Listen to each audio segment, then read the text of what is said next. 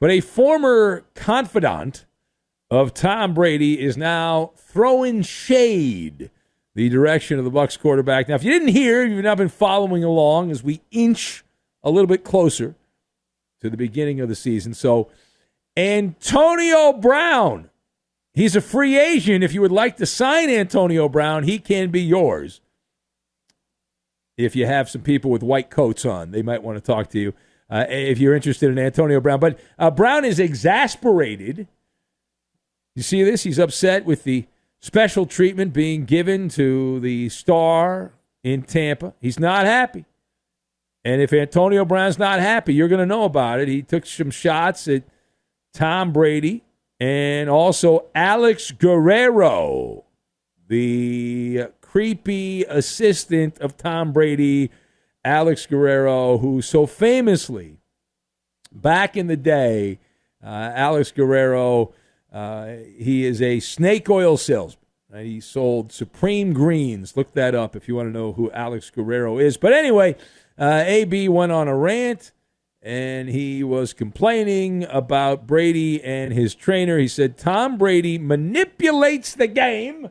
He gets 14 days to go home and get his mind right. LOL, Brown grumbled on social media. Quote continues. Now you see the difference.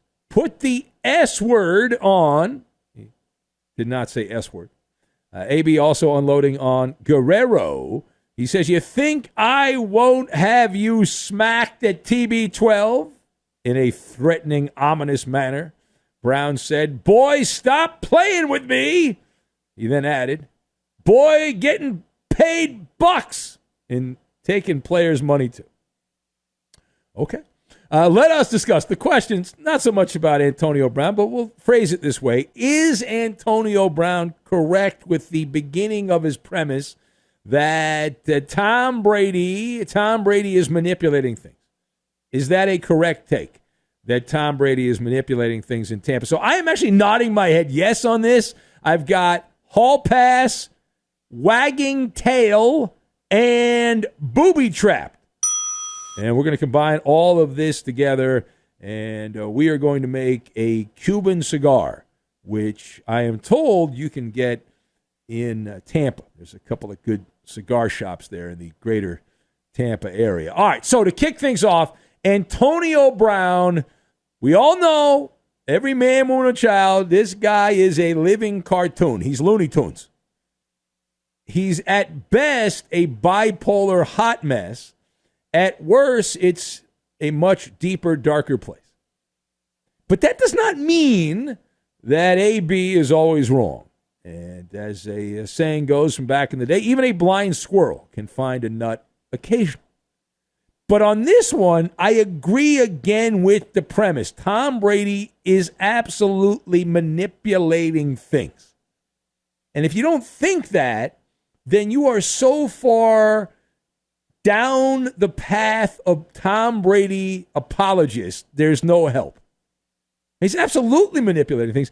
TB12 has been very consistent with his messaging throughout his career, that he doesn't believe in cutting corners. Once you go to camp and the season gets going, you do the grunt work.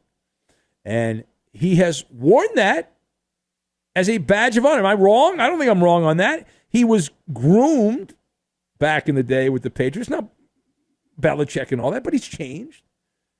But even when Brady retired for 40 days and 40 nights, he had mentioned the work ethic part of it. He had referenced that you got to put the work in, and he said he had other priorities. And now we are in the training camp phase of the calendar, which is not like it used to be. They don't do double days in training camp. It's like Club Med. Or they've got little umbrellas on the drinks at the training camp. They've got cocktails compared to what it used to be like, and so it's not as difficult as it has been in the past. And Brady's slipping out for a holiday. Does not pass the smell test. Does not. I mean, Tom Brady is getting a hall pass from the attentive fanboys in the NFL media.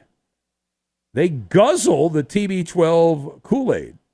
And we believe that there's something else going on. They seem to believe whatever they're told. There's no sniffing around here. And I understand that there are different rules. I recall many, many years ago, Jimmy Johnson, who's been on Fox forever, but when he was coaching the Cowboys, a reporter one day asked Jimmy Johnson if he would treat his star quarterback, Troy Aikman, the same as a third-string lineman if they were both caught snoozing during a team meeting. And you might have heard the quote, maybe not. I'm paraphrasing it, but Jimmy Johnson did not even pause a second, and he said, if I found third-string lineman sleeping in a meeting, the guy would be immediately poleaxed, immediately cut from the team. And Jimmy said if he had found Troy Aikman sleeping in a meeting, he would have very gently and with much love woken him up and asked him if he needed any coffee, and then he would have brought Aikman some coffee. But so I understand the difference. In my business, in every business, there's differences. You think I'm getting this? I work at Fox Sports Radio. Colin Cowherd and Dan Patrick are the big headliners at this place. They do a show similar to this show, except they're on when the sun's up. You think that I get treated the same? No, nor should I. I get that part of it. But at the same time, when you have prided yourself on doing things a certain way, as Tom Brady has, and now you're doing things differently, it makes you scratch your head and say, what's going on here? It's out of character. You either do the things you've always done or you don't. You say, well, he's in his mid-40s, yabbit.